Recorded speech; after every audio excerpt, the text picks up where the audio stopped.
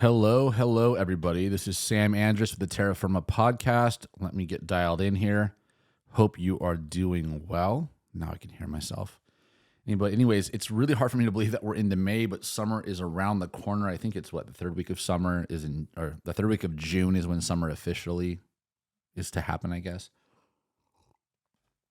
But anyways, wherever you may be, wherever you are, I hope you're doing well. I know I've been intermittently on here. I think we've posted 4 episodes of Terra Firma with Sam Andrus, so this should be the 5th. It's becoming a little bit challenging to get content put out. I got to work my day job and stuff. But again, what's been really cool is I've had 2 or 3 of you actually reach out to me saying you've watched all the episodes and you like the length, about an hour, 45 minutes to an hour or so, that you've enjoyed even my individual solo ones like I'm doing right now.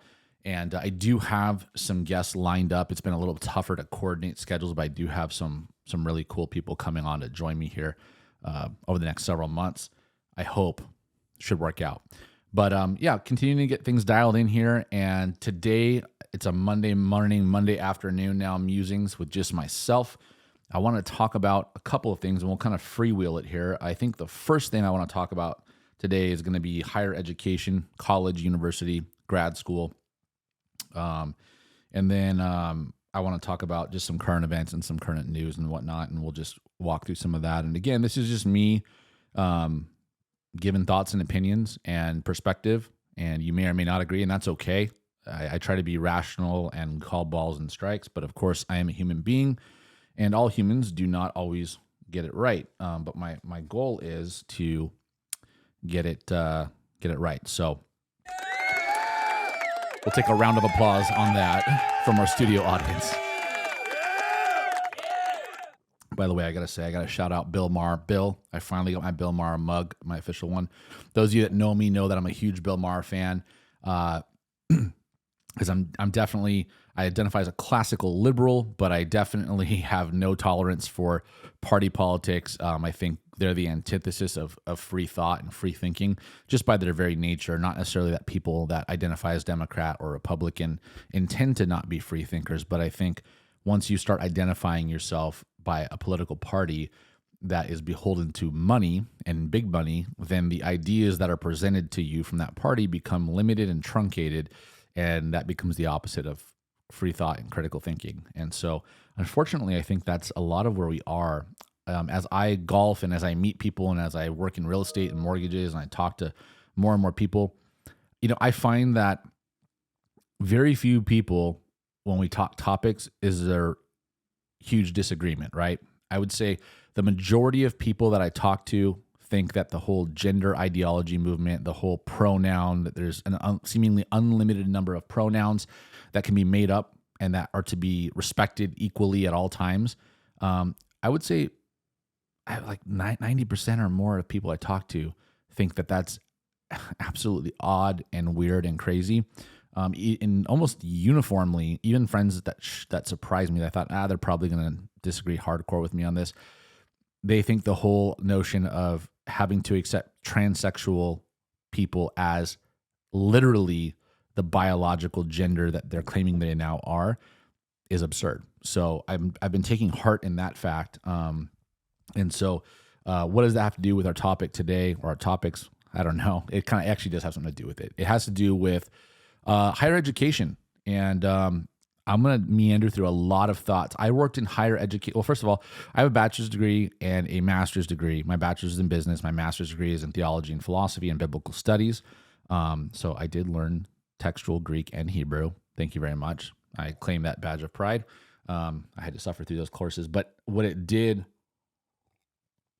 was help me learn how to look at texts critically and learn how to look at how language and translation affects the meaning of things in some cases or complicates it. So all that to say, when we're looking at higher education in the U.S., I graduated from 2 private institutions, university and theological seminary, with a bachelor's and a master's degree. And I am a champion. I believe in higher education, but we'll put a pin in that. The interesting thing is I also worked in higher education, primarily in marketing development and admissions.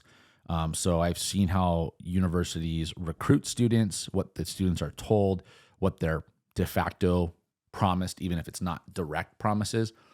And I've done a lot of thinking about that over the last decade since I left higher education and have been working as a real estate and mortgage broker. And of course, when you have a child, I learned, as I have a 4-year-old, now soon to be 4-year-old son, my wife and I have learned you start to care a lot more about, well, at least you should, I think, about education and elementary education, which you assume is just basic, but it's not these days anymore. So, and there's reasons for that, and it's complicated and it's long, and yeah, we'll get into some of that. So here's the deal. Higher education, the university, emerged, I don't know, like 1500s, so 16th century, 1500s, okay, roughly. And believe it or not, some of the very first degree programs were theology and philosophy. Maybe you're not surprised by that. And so the epicenter of the university was this idea of truth, of veritas, of wanting to get at understanding, not just religious fervor, not just emotion, not just feeling, but trying to get at truth. And that coincided with the university expanded as the Enlightenment came about, and that philosophical movement of rationalism and the idea of what we now would call the scientific method and Francis Bacon and kind of observation method, you might say. And so a lot of good things have resulted from that and the university. And so at its best, universities, in my opinion, create spaces and places, campuses, buildings, where studied faculty in diverse areas bring together a curriculum and a reading and critical engagement palette, if you will. So books, articles, seminars, forums, things like that for engagement. And then students are challenged to learn how to read, write, and think, and not in any given order, but those things, kind of the interplay of those things, in my opinion, are what you need to be able to think and construct thoughts and arguments. And you do that in the form of speeches, in the form of constructing and writing essays and papers and articles.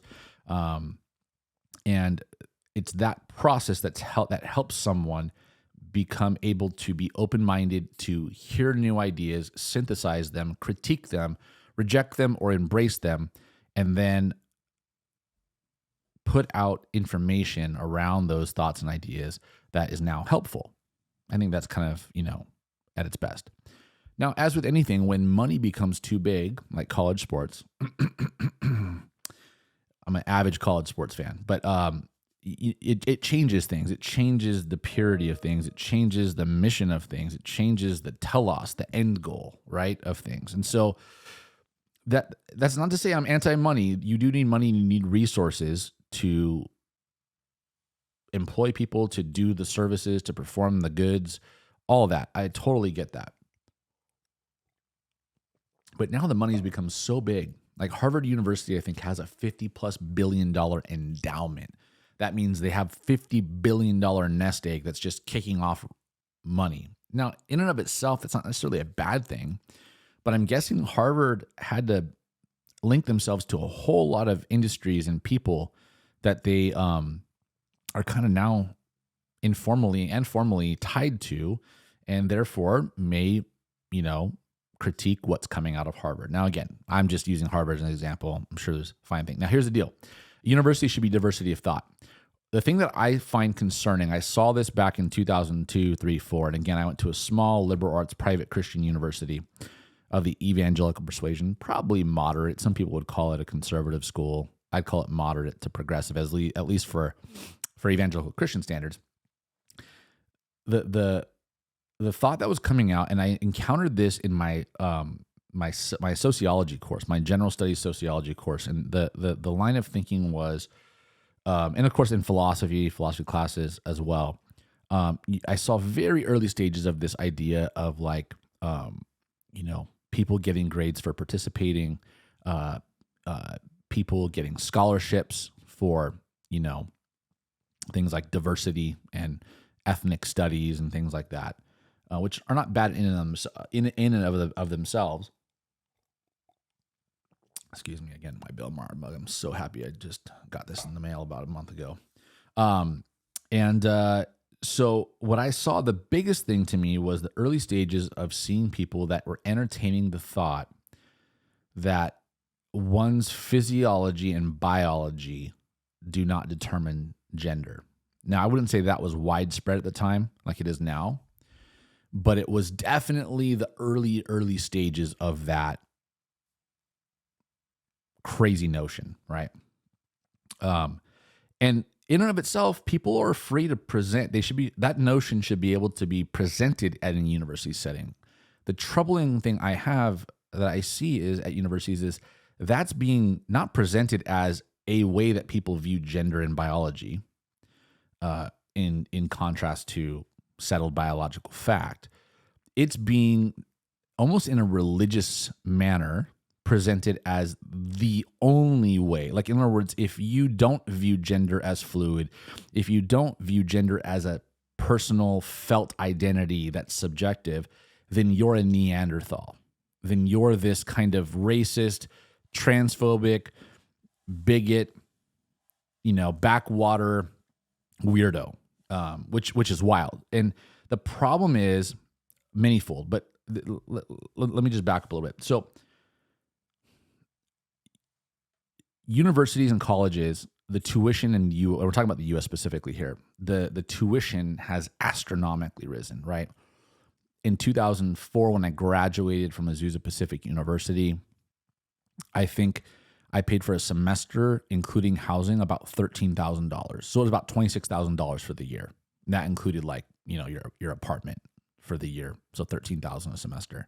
And that included full-time units, which, now that's a bargain for a private university. So in theory, I did 2 years of community college, transferred, and did 2 years there. So I got out for under $50,000 for my bachelor's degree. Now, and I was fortunate to get some subsidized loans and to get some grants and scholarships and all that. So I feel very fortunate. I worked very hard, but I feel very fortunate. Now, I think the same school, I think tuition now is probably, you know what? I'm going to look it up right while I'm on phone here, while I'm on the podcast. So bear with me. Azusa.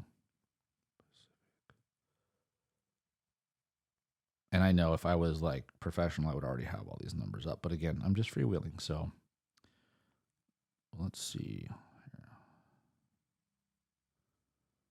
Okay.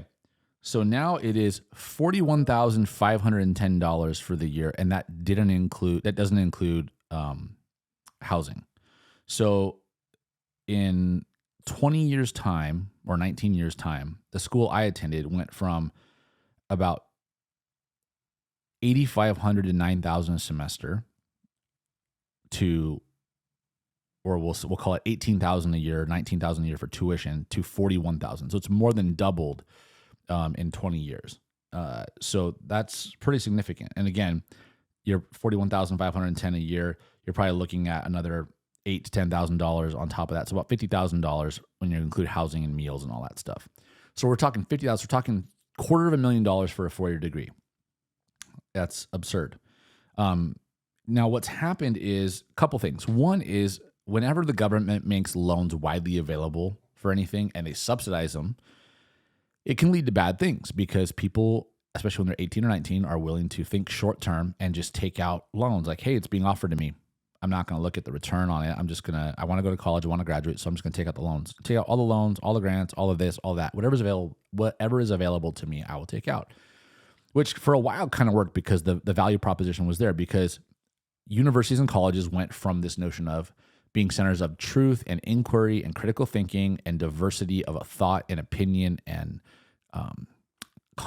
intellectual conversation, to places that it was seen that and the rise in cost went along with this, that if you get a college degree, you will get a better job, or you will get a job, or you'll get a career. To now, that's less likely. You have people that have MBAs, Masters in Business Administration. They're probably over $100,000 in debt between their undergrad and their grad school. They're working at Starbucks. Now, there's nothing wrong with Starbucks. I love Starbucks. I worked there when I was 19. There is a problem when you have $100,000 in loans for an MBA and a bachelor's degree, and you're making $18 an hour working part-time at a Starbucks. That is a problem. Maybe not a personal one, but definitely an economic one. So that's concerning. Now, part of the reason that schools can raise tuition like this is twofold. One, it's because grants and scholarships are available. So again, the actual cost can get knocked down some, but also government loans and private loans are available to students. And so they're able to access the capital, right? Similar concept with housing, right? If people that are not qualified for a mortgage are given mortgages, and enough of them are given mortgages, and then they get homes, they're going to increase demand, right? And supply probably is not going to keep up. We saw that in 2007, 2008. And now you have all these people that pushed up the price of homes that can't actually afford the mortgages that they were offered. And so a year, 2, 3, 4 later, they foreclose, and it creates a ripple effect and creates a crisis. I do think it's possible we'll see something like that in higher education. I don't think the current higher education model is sustainable. And it's a very complicated thing. But what's also happened is the majority of people on a college campus in America, you would think the majority of people employed, or the highest paid employees on a college campus, would be professors, faculty, and you would be wrong. I've heard as high as 2/3 of your average size campus highest paid employees are non-faculty, non-teaching, administration, student life, and all these extracurricular, you name it. Executive directors, associate VPs, etc. Higher education has a problem, and its problem is it creates too many departments without the ability to fund them long term. And in doing that, it creates assistant director, associate director, director, executive director, VP, etc. positions. And these tend to be 6 to high 6-figure positions. And what do you think? That drives up the cost. There's a big emphasis on college campuses on social life now. Historically, maybe like in the 80s, 60s, 70s, 80s, 90s, it was thought that it was on students to kind of curate their own social life for the most part. I know they had student unions and stuff like that. But now it's to a degree where, it gets a lot of hand, and even to the point where some schools, they offer basically like water parks and dance clubs and all, it's kind of like staying at a resort, because they're marketing themselves to these college students. And again, there's some people that can afford that, right? They can afford the bloat. But here's the underbelly. When I was working and when I was in undergrad, I was working at that institution as well, there was a big push for diversity. And here's the deal with college. A college degree is great.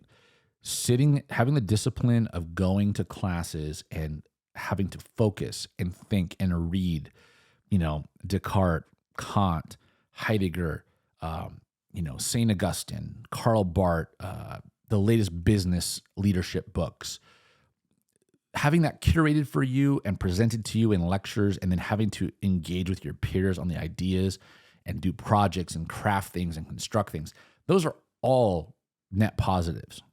We can debate the cost, but not at the cost, possibly, right? And so the real challenge is, at the end of the day, is it worth $250,000, we'll call it, right, to have a bachelor's degree in communications if you don't have any connections? Because the reality is this, and it's even more so now, I think, what I learned is, as somebody going to college, first in my family with no connections really, if you don't go in having connections, you better be really good at learning how to network and make connections. Because sure, it's great to have a bachelor's degree in communications or in business, but to get that high paying job or that internship that's going to get you into a company that's going to give you a higher paying position long term, you have to know somebody for the most part, right? Otherwise, you're playing the lottery basically, because everybody's got a communications degree. Everybody's got a business administration degree. Everybody's got a whatever, right? Everybody's got an MBA these days. They're seemingly a dime a dozen. So it really comes down to networking. And unfortunately, a lot of people that will go severely into debt for a bachelor's or a master's degree lack those skills. And so now they get out and they can't find gainful employment unless they're like in a nursing program, what we call professional credential program like nursing or accounting or something like that, where you take a licensing test and you'll go directly into this industry that does pretty much guarantee higher paying career trajectory. But those are only a handful of programs. The majority of your liberal arts degree programs, English, philosophy, all good business, they don't have a direct professional licensing path that gets you a job guaranteed. And that's a problem, because you can't say that the proposition is worth it anymore to go to college so you can get a job, as they used to say. But what's even worse now is colleges and universities have become social indoctrination centers. What do I mean by that? Because most campuses tend to have, 50, 60, 75% of their bulk of their paid staff are these, what I call social engineer positions, right? Development, admissions, recruitment, student life, deans of this, deans of that, diversity of this, diversity of that, making all this money. It creates bloat on the cost that's totally unnecessary. And what's ironic is you'll find a lot of people that employ those positions in universities are recent graduates or graduates of that same university. There's a significant number of people who graduate from a university, whether it's a bachelor's or a master's or whatever it may be, that end up working at that same institution. And so if there's really value in that degree relative to the marketplace, why are so few actually finding gainful employment in the marketplace? It's definitely something to consider there. But at the end of the day, you have an increasing number of people that are, in my opinion, in these university positions that are not faculty, that are not teaching.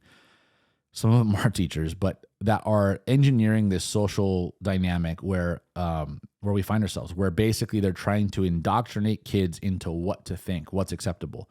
You can Google and go online, go on YouTube, and you can see that, there's been people on the right and the left at universities that have been disinvited because the student union or such and such club was outraged that somebody would be able to come and present their ideas that they vehemently disagreed with. The crazy thing is that's exactly what a university is supposed to be. It's supposed to be the place where,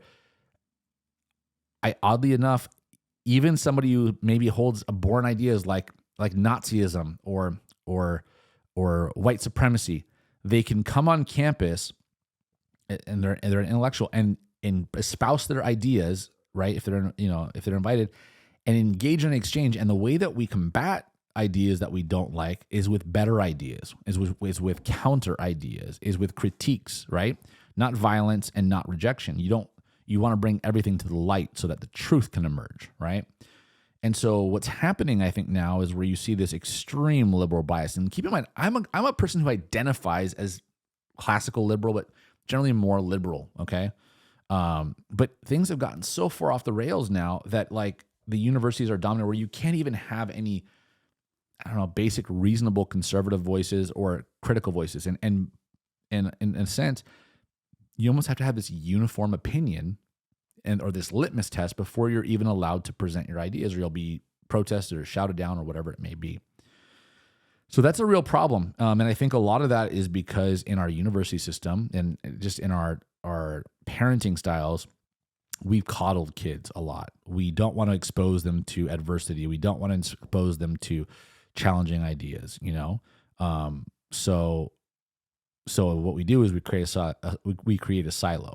Now, I do think that there's some things that elementary kids should not be exposed to. I do think there's some things that junior high kids should not be exposed to. I think ideas should be openly engaged at an age-appropriate level.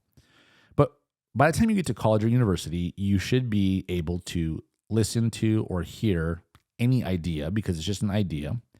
And no matter how abhorrent you find that person, you should be able to engage with them in an intellectual exchange. And so, yes, while I believe in the right to protest, I don't know if that's the most effective way of combating. That just creates a continual hostile dynamic rather than presenting better ideas. And I get really concerned when you see in a lot of universities, there's this kind of siloed effect, right? There's this siloed effect where there's this unspoken but made clear notion of who is accepted on campus, what ideas. I'm somebody who, I identify as a left of center guy, but I believe in the Second Amendment, and I own guns.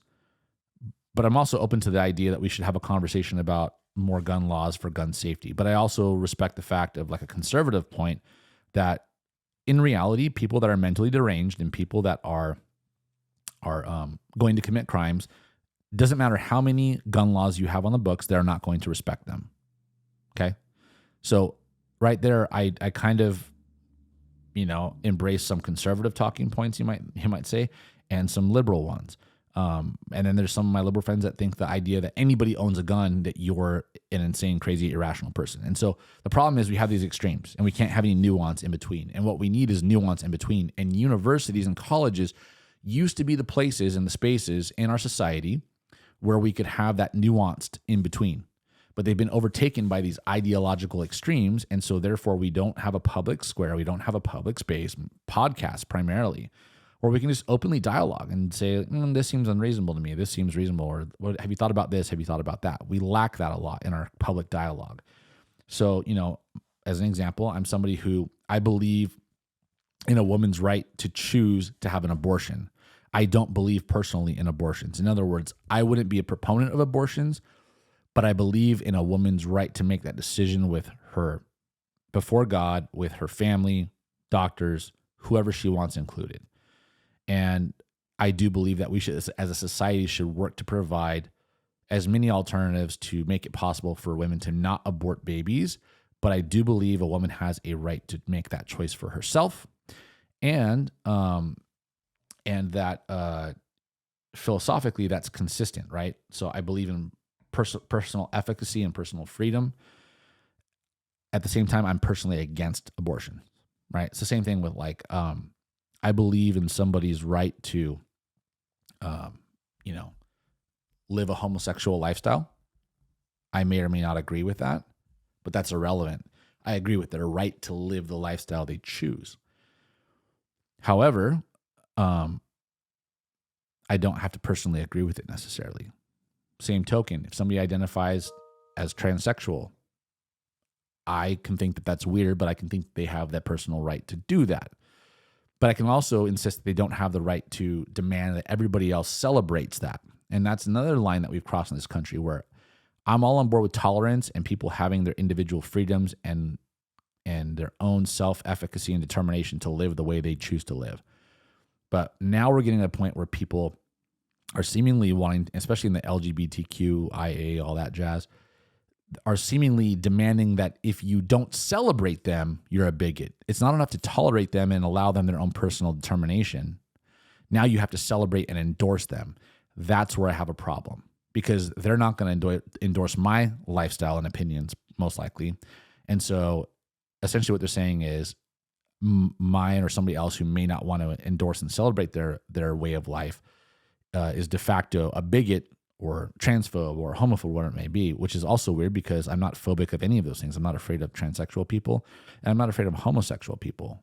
And I have friends. I don't have any transsexual friends, but I do have homosexual friends. So that being said, we got to have places and spaces where bullshit politics, party politics, doesn't define the dialogue. And so, there might be some people who, my friends, might agree. They might be comfortable with me being a Christian, but don't believe in it themselves. Don't believe Jesus is the resurrected Son of God. He is who he says he was, and that's okay. We can still be friends. They don't have to believe that, but they can believe that I have the right to have that self-autonomy, and I don't have the right to enforce that upon them as well, or even demand or insist that they celebrate who Jesus is. Okay. So, or vice versa. So that's what we're lacking, is that we can embrace everybody's self-determination and idea to have their perspectives.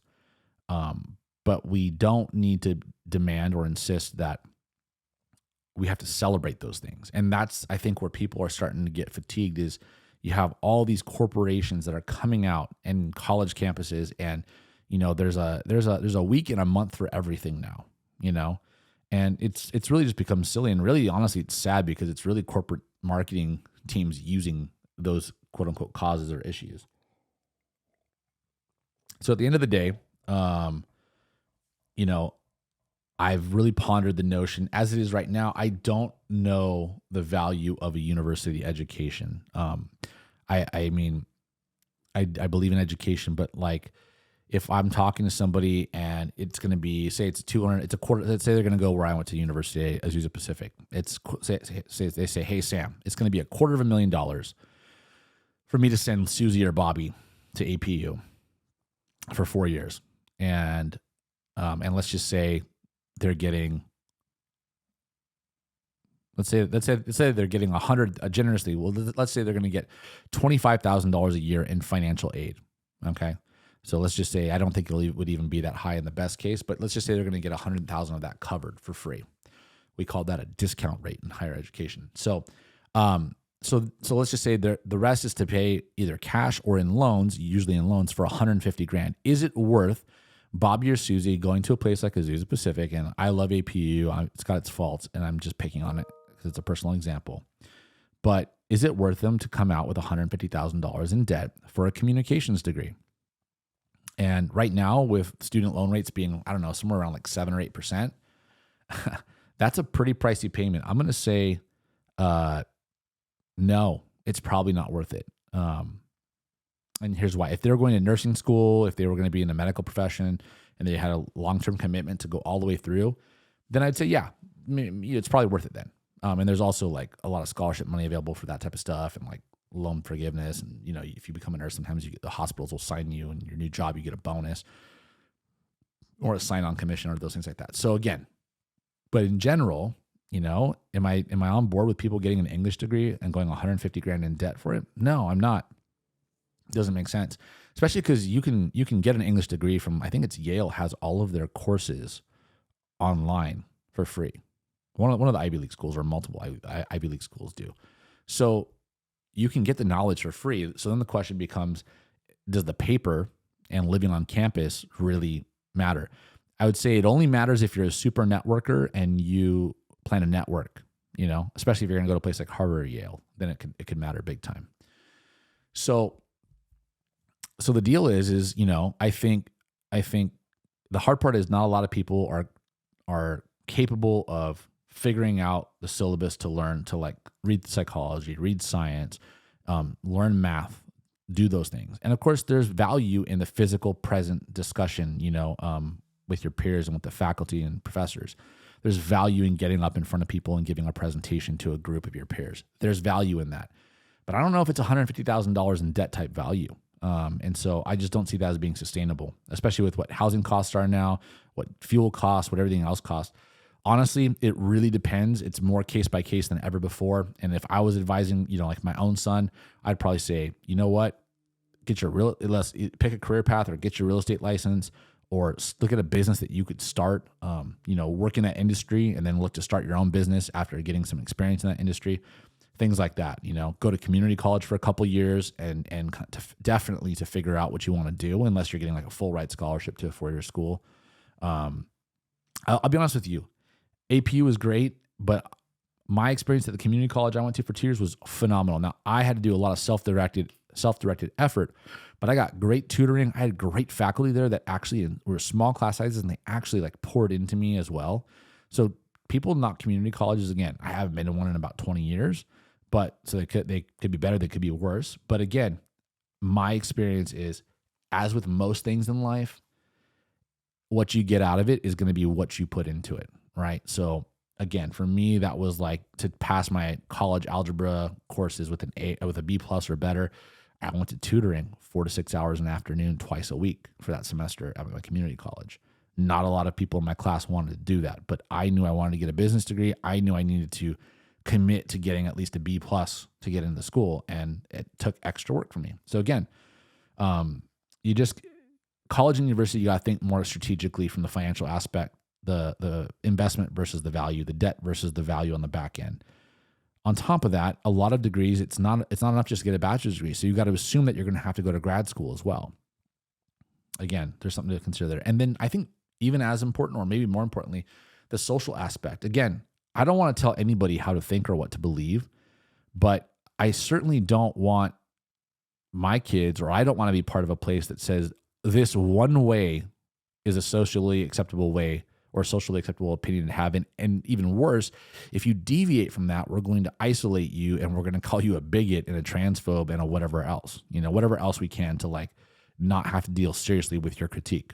To me, that's the biggest downfall and biggest detriment of our current college and university. And again, it's going to be varying degrees at different universities and different locations. It's probably professor by professor. Look, I had a lot of liberal professors and I had some conservative professors, but all of them, and this is what I really want to drive home, and this is where I had such a great experience in college and grad school, is they presented the intellectual ideas, they presented the various texts and thinkers and conclusions, and let us decide where we landed in the process of writing our papers and such. And then they also said where they landed as a intellectual. Most of my professors would say, this is where they land, here's why. But they didn't demand allegiance to their viewpoints. And that's how it should be. It should be a healthy thing. Now, certainly, I had a lot of fondness for most of my professors and respected them highly. And a lot of them I ended up agreeing with their positions. But a lot of them I critiqued. One of them was in my business, my senior business seminar, my thesis I wrote for my business program at APU. My whole paper was a critique of capitalism and its effects on the church in America, and how most churches in America, or a lot of bigger churches, are overtaken by consumer capitalism, and how that dilutes and deranges the message of what the church and the gospel is supposed to be. Whether that's intentional or unintentional. And you see that by pastors becoming, and I'm talking about in evangelicalism and Protestant Christianity, pastors becoming more personality driven, more CEO leadership types. You see the books and the pens and the tablets and the papers and the seminars and all these things that are marketed and come along, which on the surface seem helpful and innocuous, but when you dig deeper, I think they present troubling things as well. So, and again, the rise of huge buildings, and the churches become more about capital campaigns and buildings, to the exclusion of the very people that Jesus called them to serve. So again, I'm not going to get off into a theology rant today, but again, something to think about there. But again, I was able to engage that topic, and I guarantee you, I was the only one in my 18-person senior seminar class for writing a thesis that engaged anything like that. Everybody else was doing like, some sort of purely business related. I was looking at the business of the church. So all that to say is I hope I'm wrong. I hope it's not as bad as I do fear it is, and I have experienced it to be. But I hope that our universities can become places where diversity of thought is what's upheld in the pursuit of getting at the truth, or what's most true. And realizing that on a lot of topics, there's multiple things that could be reasonably accepted by reasonable people. And on some things, reasonable people have to call best intentions by people, by their feelings and their emotions, unreasonable, and call them out and say that they're unacceptable. So that's that. So anyways, I think, higher education is something I'll be talking about here and there, over the course of this podcast journey. As far as news stuff, I want to just jump on here. Give me a second real quick. Let's get a little chime action going on here. There we go. So news stories, there's a lot of news floating around out there. Of course, you got the Russia-Ukraine war. I'm not going to get into all that. I do follow it. Maybe in our podcast, I'll jump into kind of some of my thoughts and opinions. But I am somebody who talks about homelessness and mental illness a lot. It's, if you live in LA, if you live in San Francisco, it's pretty bad. I've shared many times how I don't show condos in downtown. I don't work in the downtown LA area for the most part. And that's just simply because I've had 2 to 3 very bad experiences, 2 personally and 1 with somebody else. And so I just choose not to go down there. Now, that said, I don't ride in LA. We're lucky because, in a sense, most people don't have to take public transit, right? I'd say it's the minority of people that take public transit. Now, for the people that do take public transit, that are good people that are, just trying to get to work or wherever it is they need to go, I feel terrible for them because it is not safe for many reasons. And part of that is for some reason in our society, maybe not in our society, but in Los Angeles, in the West Coast, in San Francisco, we've decided to allow lawlessness to prevail, because if you're committing a crime of robbery or theft and it's under $950, well, you don't really need to prosecute it. It's not worth our time, you know. Pretty wild, that stuff. And we're seeing the effects of a bunch of bad measures that passed that release criminals. We're seeing a lot of bad effects from having district attorneys that don't prosecute laws that are on the books. And so what we're seeing now is, retail theft. We're seeing, rampant homelessness and mental illness and drug use on all of our public rights of ways. We see encampments. We see stuff on our subways and our buses. Now, if you're in New York or San Francisco, man, for everybody, buses and subways and everything are kind of part of life there. There's not really any way to get completely removed from that, unless you're like, have a private jet and a helicopter and a limo driver. Sometimes it just doesn't make sense to drive your car and park somewhere. So the problem with that is there's an increasing amount of mentally ill, drug-addicted people on these modes of transportation. And so you have this Daniel Penny guy who's a Marine veteran who engaged, and again, we don't know all the facts, but he engaged a black man who was seemingly mentally ill and or homeless that was harassing other people. And I've been on public transport myself, going to like football games and stuff here in LA, where there's some very volatile people. There's people where I'm on there with my wife. I would never take my son on there, and probably not my wife anymore, but I'm on the Gold Line here in Los Angeles with my wife, and I'm watching. You can't comfortably relax and sit down and enjoy the ride. That's not possible. I'm literally watching everybody that's in there, and of course, finding the crazy, probably drug absorbed people that are on the car, the train car, and just watching them and planning what I would do if they made a move on us for any reason. And that's because there's been multiple stabbings that happen there. There's people shot, people beat up, all kinds of things. And it's not like an anomaly. It's actually a pretty regular occurrence. So that said, this Daniel Penny guy, he's a Marine veteran. Again, I think part of what happens is, okay, white Marine veteran gets black, homeless, mentally ill guy on New York subway in a chokehold. Similar to George Floyd in some ways. Did he need to get him in a chokehold? And did he do it too long? And could he have let up? There's all these second guessing. But here's the deal. Things are becoming so toxic in our society in these big cities. I think people are just fed up. The law-abiding citizens who try to be good, work their job, pay their rent, pay their mortgage, pay for their own transportation, just want to not be bothered. And there's so much bullshit that people are forced to put up with on public transportation that you're now seeing that boil over.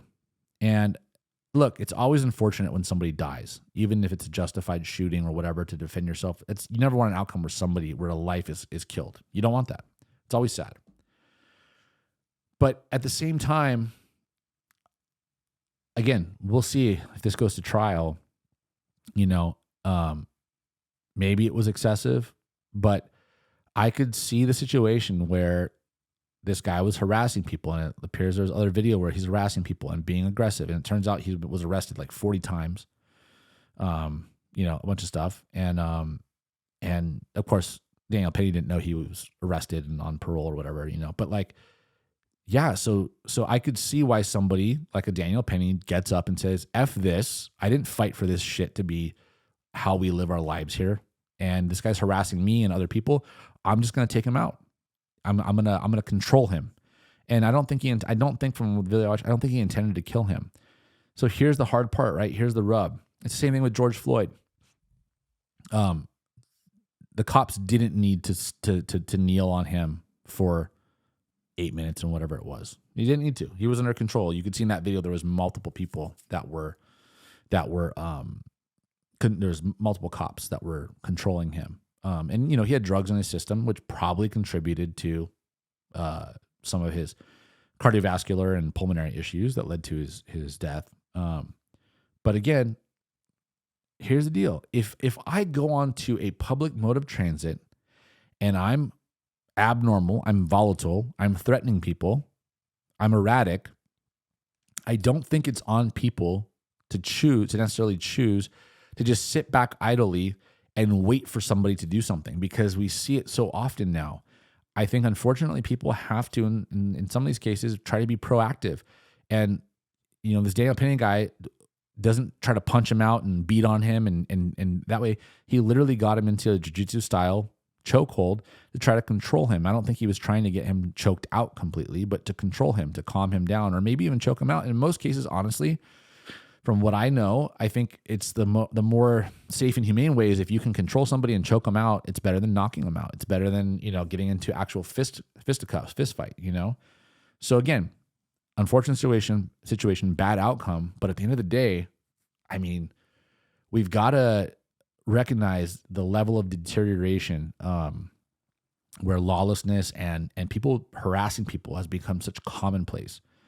I probably don't need to tell you that if you watch the news or, you're on social media. So again, we'll see what this outcome is. I unfortunately think that we're going to see more people like Daniel Penny that are going to, snap and not tolerate the harassment that people are receiving in public. And so we might see more of these unfortunate outcomes.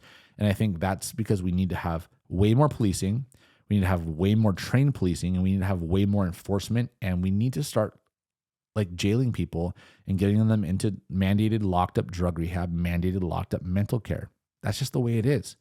It's not a sane, rational policy to let certifiably mentally ill and or drug addicted people to wander our streets, set up encampments, and be zombies, right? That's just not rational. You can't tell me that. But we've become a country where everybody's individual feelings have to be respected, and anybody can be whatever they want to be. And if you want to be a drunken homeless person that has an encampment that hoards half a city block and there's shit and piss and squalor, who are we to tell you can't do that? Poor you, you're homeless. Well, I call bullshit on that. And I hope more of you all are going to call bullshit on that. There's no way as a society that's sustainable long-term, because the majority of us follow and are expected to follow laws and building codes and parking codes and traffic laws. And we can't just set up encampments on our front sidewalks or the sidewalk in front of Vaughn's. What if we all just did that? And so to me, it's a severe and extreme dereliction of duty by our elected officials, especially in Los Angeles, to tolerate the proliferation of people, even street vendors. Why should street vendors have a right to just set up wherever they want on a sidewalk when you have people paying commercial leases in the shopping centers right behind them, serving the same type of food? This person on the street selling it for a fraction of the price because they don't have to pay taxes. They don't have to pay a commercial lease.